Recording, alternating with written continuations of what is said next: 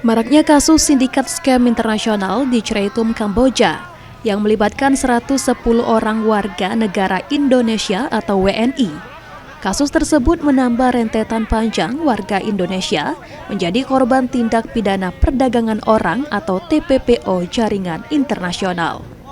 Berdasarkan data Dinas Pemberdayaan Perempuan dan Perlindungan Anak atau PPPA Provinsi Sumatera Selatan, sepanjang tahun 2025, terdapat 13 warga Sumsel di 6 kabupaten kota telah menjadi korban sindikat online scam jaringan Myanmar, yakni 6 orang warga Palembang, 2 orang asal Muara Enim, 1 orang warga Oku Timur, 3 orang asal Oki, kemudian 1 orang asal Banyuasin, dan 1 orang warga Ogan Ilir.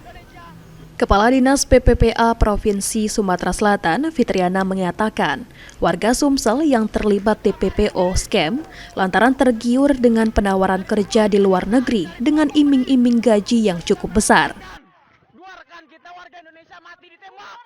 Ya, kalau yang itu kan penipuan ya, mungkin diiming-imingkan untuk mendapatkan pekerjaan di sana, kemudian diberikan iming-iming gaji yang tinggi. Tetapi pekerjaannya itu tidak jelas. Itu sudah kita pulangkan atau seperti apa? Sudah dipulangkan. Kalau kemarin dari Kementerian Luar Negeri bekerjasama dengan Kementerian Pekerjaan Migran, Kementerian PPA, Kementerian Sosial, dan mereka dipulangkan langsung dari Jakarta ke daerah masing-masing.